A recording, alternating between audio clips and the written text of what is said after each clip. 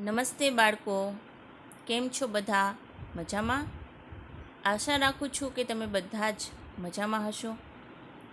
આપણે અત્યારે વિષય ગુજરાતી ધોરણ 6 વિશે વાત કરવાની છે. ધોરણ 6ના અભ્યાસક્રમના પ્રથમ સેમેસ્ટરના આપણે બધા જ વિડીયો ઘેર બેઠા સમજીએ છીએ. ઘેર બેઠા આપણે એનો અભ્યાસ કર્યો છે. વિડીયોને આધારે તમને હોમવર્ક પણ આપવામાં આવેલું હતું અને તે તમે બધાએ ઘરે કરેલું હશે એવી આશા રાખું છું. અભ્યાસક્રમ પૂર્ણ થયા બાદ હવે તેને આધારે આપણે અહીંયા પેપર સ્ટાઇલ છે એની સમજૂતી મેળવવાની છે. એટલે કે અભ્યાસક્રમ પૂર્ણ કર્યો છે તો હવે તેના આધારે પેપર પૂછવામાં આવે તો પેપર આપણે કઈ રીતના લખવું અને પેપર સ્ટાઇલ છે એમાં કયા કયા પ્રશ્ન પૂછવામાં આવશે અને તે કેટલા ગુણના હશે એ વિશેની માહિતી મેળવવાની છે. તો સૌપ્રથમ આપણે અત્યારે વિષય ગુજરાતી ધોરણ 6ની પેપર સ્ટાઇલની સમજૂતી મેળવીએ. આ પેપર સ્ટાઇલ છે જે 40 ગુણના પેપરની છે. એટલે કે આ પેપર છે એ 40 ગુણનું પેપર જે પૂછવામાં આવે એના માટેની પેપર સ્ટાઇલ છે. બરાબર છે? તો અહીંયા આપણે પેપર સ્ટાઇલની સમજૂતી મેળવીએ. તો સૌપ્રથમ તો પેપર છે એ કઈ રીતના લખવું. તો પેપર છે એ આપણે બ્લેક અને બ્લુ પેનનો ઉપયોગ કરીને લખવાનું છે. એટલે કે આખું પેપર છે એ ક્વેશ્ચન સહિત લખવાનું છે. એવું નહીં કે ખાલી જવાબ લખી નાખીએ. પ્રશ્ન પણ લખવાના છે અને જવાબ પણ લખવાના છે. એટલે કે પ્રશ્ન છે એ બ્લેક પેનનો ઉપયોગ કરીને લખવાના છે અને જવાબ છે એ બ્લુ પેનનો ઉપયોગ કરીને લખવાના છે. જેથી કરીને આપણું પેપર છે એ જોવામાં આકર્ષક લાગે, સરળ, વ્યવસ્થિત લાગે. એટલે આખું પેપર છે આપણે બ્લેક અને બ્લુ પેનનો ઉપયોગ કરીને લખવાનું છે. પેપર છે એ તમે તમારી અનુકૂળતાએ લખી શકો છો. તમને જ્યારે પણ સમય મળે ત્યારે તમે ઘરે પેપર છે એ જાતે લખી શકો છો. પણ જાતે વ્યવસ્થિત તૈયારી કરીને જ લખવાનું રહેશે. તો સૌપ્રથમ પેપર છે એ કઈ રીતના લખવાનું છે એમાં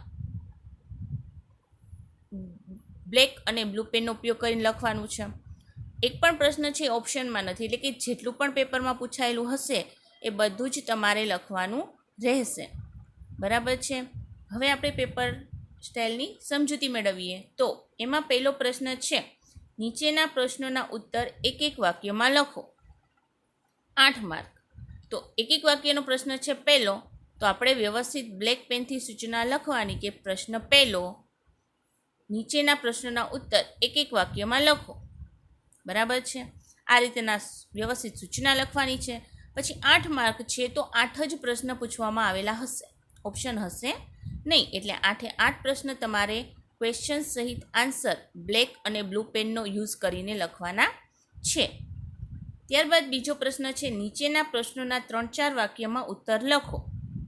3-4 વાક્યમાં ઉત્તર લખો એટલે કે એક પ્રશ્નનો 2 માર્ક હશે. અહીંયા ટોટલ 8 માર્ક છે. એટલે કે 4 પ્રશ્ન તમને પૂછવામાં આવ્યા હશે. એ 4 તમારે ફરજિયાત લખવાના છે. પ્રશ્ન બ્લેક પેનથી, આન્સર બ્લુ પેનથી. એ પ્રશ્નનો 2 ગુણ રહેશે. એટલે 4 પ્રશ્ન પૂછવામાં આવેલા હશે. ત્યારબાદ પ્રશ્ન ત્રીજો છે અ. નીચેના શબ્દોના 2 સમાનાર્થી શબ્દો લખો. અહીં આપણને 2 સમાનાર્થી પૂછવામાં આવેલા હશે. એકનો 1 ગુણ એટલે 2 માર્ક છે. તો સમાનાર્થી શબ્દ કેટલા પૂછ્યા હોય? 2 પૂછ્યા હશે. એ 2 સમાનાર્થી છે એ તમારે ઊભી લાઈનમાં, એવું નહીં કે એક સમાનાર્થી અહીંયા લખીએ બીજોની બાજુમાં લખીએ, એ રીતના લખવાનો નથી. ક્રમમાં પહેલો અને બીજો, ઉપર અને નીચે એ રીતના લખવાનો છે. અને એના જવાબ આપણે 2 સમાનાર્થી આપેલા છે લીથામાં. બરાબર છે? તો એ રીતના આપણે વ્યવસ્થિત લખવાના છે. પ્રશ્ન ત્રીજો બ છે કે નીચેના શબ્દોના વિરુદ્ધાર્થી શબ્દો લખો.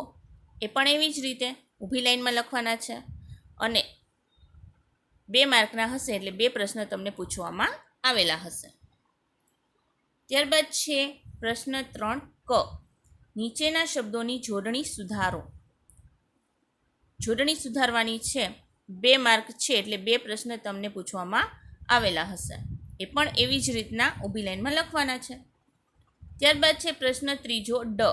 નીચેના શબ્દોને શબ્દકોશના ક્રમમાં ગોઠવો. શબ્દ કોશના ક્રમમાં ગોઠવતા આપણને આવડે જ છે. કક્કાવાળીના ક્રમમાં શબ્દ છે જેટલા આપેલા હોય, માની લો કે 5 આપેલા છે કે 6 આપેલા છે, તો એને આપણે વ્યવસ્થિત કક્કાવાળીના ક્રમમાં ગોઠવવાના છે. એમાં પણ પ્રશ્ન સહિત આન્સર લખવાનો છે, એટલે કે પહેલાં પ્રશ્ન પેપરમાં જે શબ્દ આપેલા છે એ લખવાના છે અને પછી તમે જે વ્યવસ્થિત ગોઠવો છો એને લખવાના છે. એટલે 2 માર્ક છે તો તમને 2 પ્રશ્ન એવી રીતના પૂછેલા હશે. ત્યારબાદ છે પ્રશ્ન ચોથો અ. નીચેના શબ્દ સમૂહો માટે એક એક શબ્દ લખો. 2 માર્ક છે તો શબ્દ સમૂહ છે એ 2 પૂછેલા હશે. ત્યારબાદ પ્રશ્ન ચોથો બ. નીચેના રૂઢિપ્રયોગોનો અર્થ આપી વાક્ય પ્રયોગ કરો. 2 માર્ક છે એટલે 2 પ્રશ્ન તમને અહીંયા પૂછવામાં આવેલા હશે. 2 રૂઢિપ્રયોગો હશે. હવે એમાં રૂઢિપ્રયોગ છે એનો અર્થ આપવાનો છે અને વાક્ય પણ લખવાનું છે. વાક્ય છે એ તમે તમારી અનુકૂળતાએ ગમે તે લખી શકો છો, જાતે બનાવીને લખી શકો છો. બરાબર છે? એટલે વાક્ય છે એ તમે તમારી રીતે એમાં ફેરફાર કરી શકો છો. ત્યારબાદ પ્રશ્ન 4 ક. અધૂરી કાવ્ય પંક્તિઓ પૂર્ણ કરો. આપણે અભ્યાસક્રમમાં જે કાવ્ય પંક્તિવાળા પાઠ છે, જે કાવ્યનું ગાન કર્યા હતા, એની સમજૂતી મેળવી હતી, એ જે કાવ્ય છે એમાંથી કોઈ પણ કાવ્ય પંક્તિ તમને અહીંયા પૂછેલી હોય તો એના પહેલાં તમારે પ્રશ્ન લખવાનો છે, ત્યારબાદ કાવ્ય પંક્તિઓ પૂર્ણ કરવાની રહેશે. તો એના 2 માર્ક છે. ત્યારબાદ છે પ્રશ્ન 5 અ. નીચેનો નિબંધ લખો. એટલે કે અહીંયા આપણને કોઈ પણ એક નિબંધ આપવામાં આવેલો હશે જેનું તમારે વ્યવસ્થિત નામ લખવાનું છે. ત્યારબાદ પેરેગ્રાફ પાડીને વ્યવસ્થિત એકદમ ક્લીન રાઇટિંગ કરીને નિબંધ લખવાનો છે. જ્યાં પણ તમે પેરેગ્રાફ પાડો છો અથવા તો એક ફકરો પૂરો થાય છે, બીજો લખવાનું ચાલુ કરો છો, ત્યારે એક લાઈન છોડવાની છે, પેરેગ્રાફ પાડવાનો છે, રાઇટિંગ ક્લીન કરવાના છે અને બને એટલી ચેકચાક ઓછી કરવાની છે. આ રીતના વ્યવસ્થિત સારા અક્ષરે નિબંધ લખવાનો છે, જેના 6 માર્ક છે. અહીંયા નિબંધમાં તમને ઓપ્શન આપેલો નહીં હોય, જે છે એ જ લખવાનો છે. એટલે કે કોઈ પણ એક જ નિબંધ પૂછવામાં આવેલો હશે જેના ઉપર તમારે જવાબ લખવાનો છે. ત્યારબાદ પ્રશ્ન 5 બ. નીચેના વિષય પર પત્ર લખો. અહીંયા આપણને એક પત્ર પૂછવામાં આવેલો હશે, એનો પ્રશ્ન લખવાનો છે, ત્યારબાદ પત્રનો જવાબ લખવાનું ચાલુ કરવાનું છે. એના 4 માર્ક છે. એટલે પત્ર છે એમાં પણ ઓપ્શન આપેલા નહીં હોય, જે છે એ જ લખવાનો રહેશે. તો આ રીતના કુલ 40 માર્કનું જે પેપર છે એની આ પેપર સ્ટાઇલ છે. પેપર સ્ટાઇલ છે એ સમજાવી એ પ્રમાણે જ વ્યવસ્થિત તમે પેપર લખશો એવી આશા રાખું છું, જેથી કરીને બધા જ વિદ્યાર્થીઓ એક સરખું પેપર લખે અને એક સરખું પેપર રહે. બ્લેક અને બ્લુ પેનનો યુઝ કરીને પેપર લખવાનું છે. વ્યવસ્થિત ક્વેશ્ચન સહિત આન્સર એવી રીતના આખું પેપર લખવાનું છે. ઓપ્શન ક્યાંય પણ આપેલા નથી, એટલે જે છે એ બધા જ તમારે લખવાના રહેશે. ખાસ આપણે વિષય ગુજરાતી છે, ભાષાનો વિષય છે, એટલે જેટલી તમે સ્વચ્છતા રાખશો, જેટલા ક્લીન રાઇટિંગ કરશો, જેટલી ઓછી ભૂલ કરશો, એટલા તમે વધુ માર્ક મેળવી શકશો. માની લો કે અહીંયા એક એક વાક્યના પ્રશ્ન આપણને 8 આપેલા છે. હવે 8એ 8 તમે લખો છો, પણ એમાં ક્યાંક 2 થી 3 ભૂલ થઈ હોય તો એના આપણે માર્ક કાપવા પડે. તો એ રીતના ઓછી ચેકચાક વ્યવસ્થિત ક્લીન રાઇટિંગ કરીને તમે લખો તો તમે વધુમાં વધુ સારા ગુણ મેળવી શકશો. આ થઈ પેપર સ્ટાઇલની વાત. હવે અહીં આપણને પેપર સ્ટાઇલ મુજબ એક અસાઇનમેન્ટ આપવામાં આવેલું છે. પેપર સ્ટાઇલ મુજબ જ અસાઇનમેન્ટ આપેલું છે, જેથી કરીને તમે ઘરે રહી અને વ્યવસ્થિત પેપર સ્ટાઇલ મુજબ તૈયારી કરી શકો. તો હવે આપણે પેપર સ્ટાઇલના આધારે અહીંયા જે અસાઇનમેન્ટ આપેલું છે એની સમજૂતી મેળવીએ.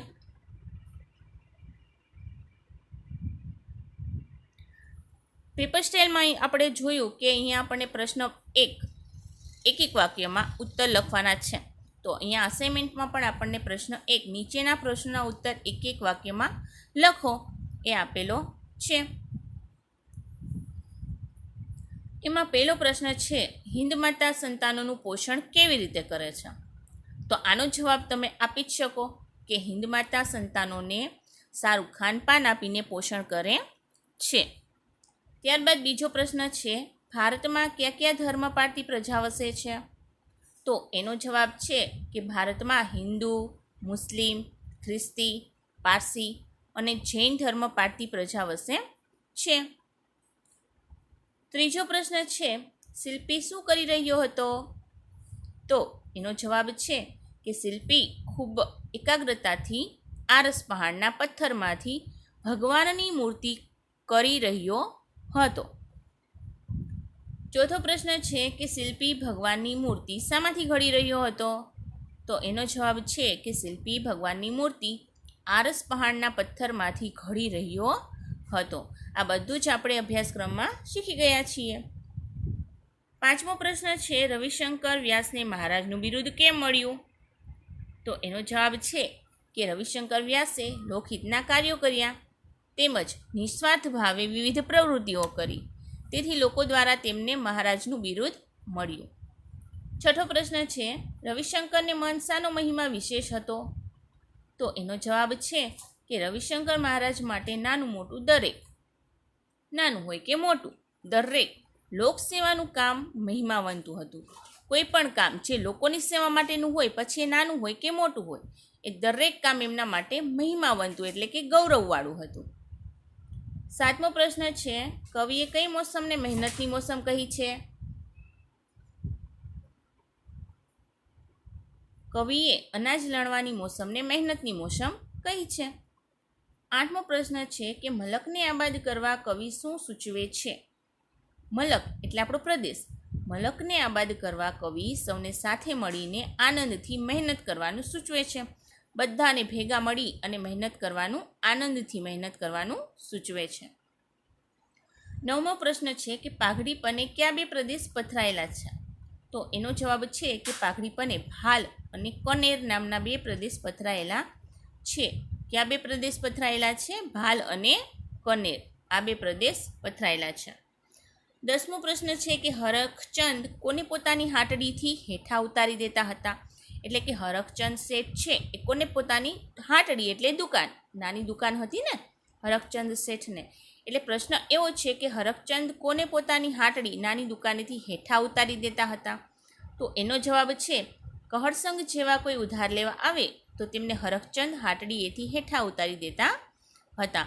કહરસંગ જેમ ઉધાર લેવા આવ્યા હતા એના જેવા બીજા પણ જે આવે એને હરખચંદ શેઠ પોતાની દુકાનેથી હેઠા ઉતારી દેતા હતા. 11મો પ્રશ્ન છે, કવિ પગલે પગલે શું પ્રગટાવવાનું કહે છે? એનો જવાબ છે કે કવિ પગલે પગલે પ્રેમળતા પ્રગટાવવાનું કહે છે. 12મો પ્રશ્ન છે કે ખાંડાની ધારે કેવી રીતે ચાલવાનું છે? ખાંડું એટલે તલવાર, તલવારની ધારે કેવી રીતે ચાલવાનું છે? તો એનો જવાબ છે કે ખાંડાની ધારે ધીરજ રાખીને ચાલવાનું છે. ખાંડું છે એટલે કે તલવારની ધારે ધીરજથી ચાલવાનું છે, એકદમ ઉતાવળ કરવાની નથી, ધીરજ રાખીને ચાલવાનું છે.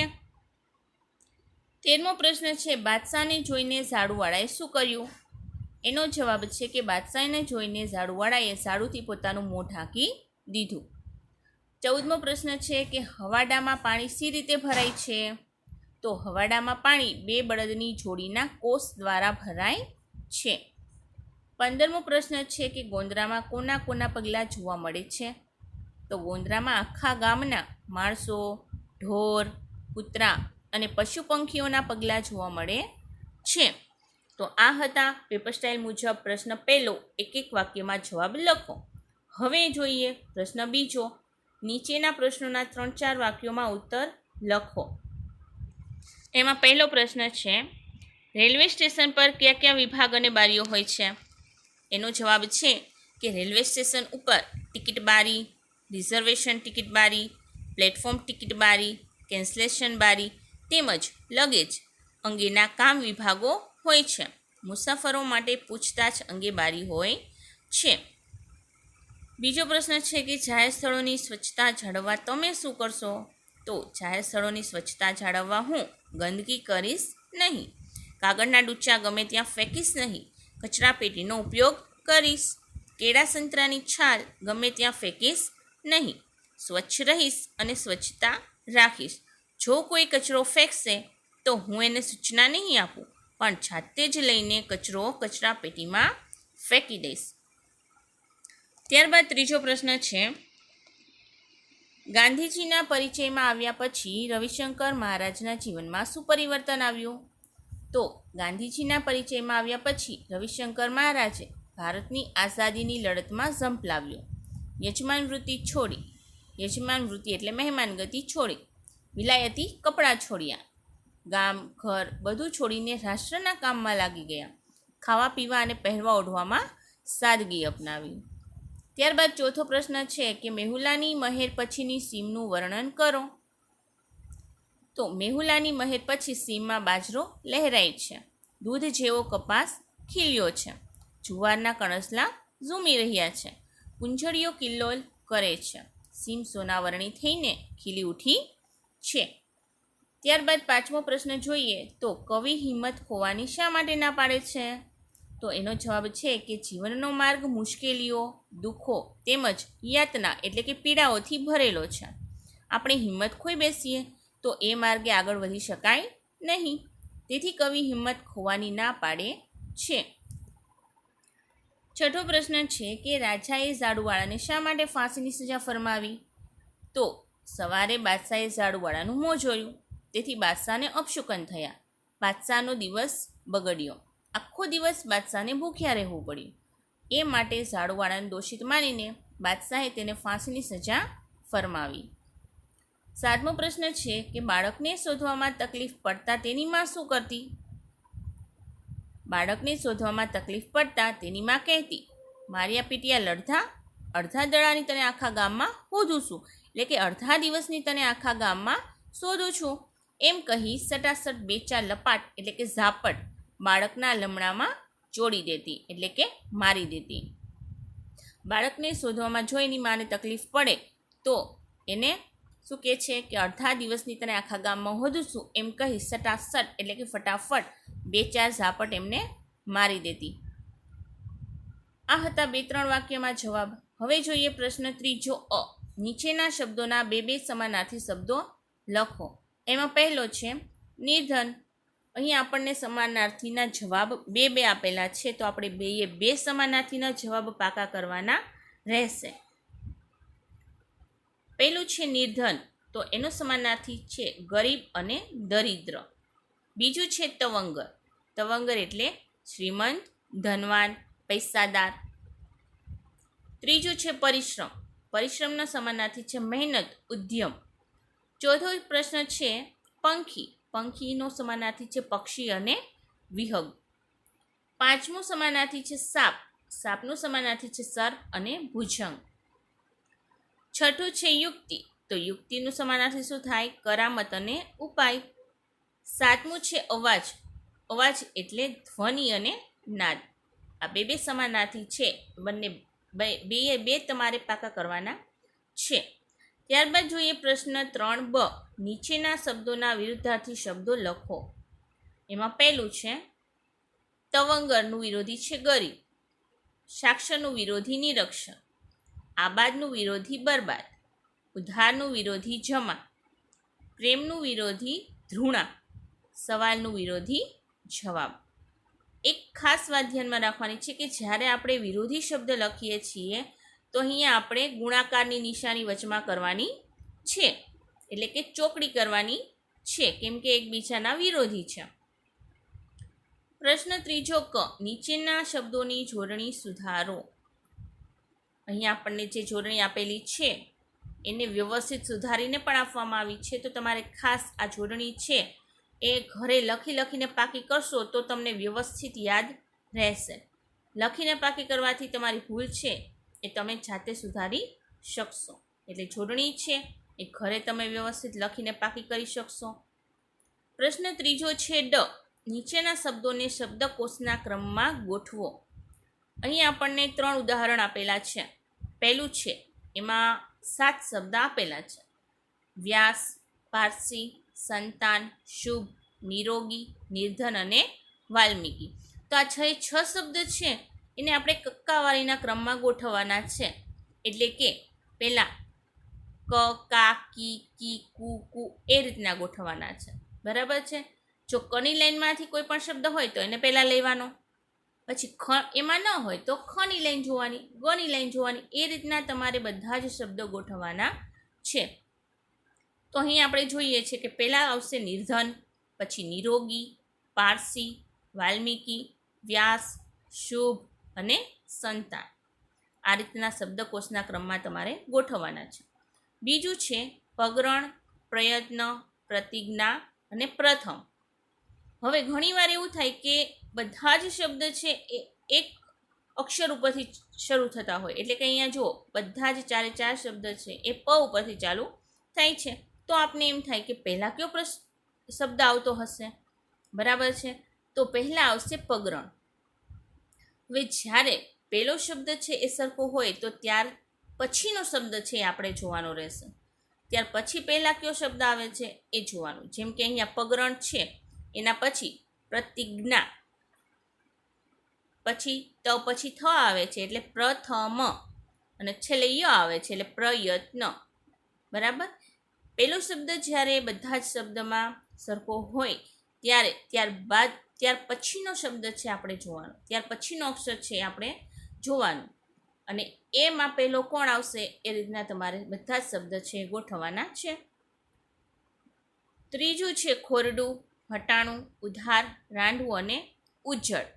તો અહીંયા પહેલાં આપણે અ, આ, ઈ, ઉ, એ રીતના સ્વર છે એને પહેલાં આપણે લઈશું. એટલે અહીંયા આપણને આપેલું છે ઉજ્જડ, ઉધાર, ત્યારબાદ કક્કાવાળીના ક્રમમાં ખોરડું, રાંડવું અને હટાણું. બરાબર છે. આ રીતના શબ્દકોશના ક્રમમાં આપણે ગોઠવવાના છે. અહીંયા સુધી રાખીએ. હવે પછીનું નેક્સ્ટ વિડીયોમાં શીખીશું. Thank you.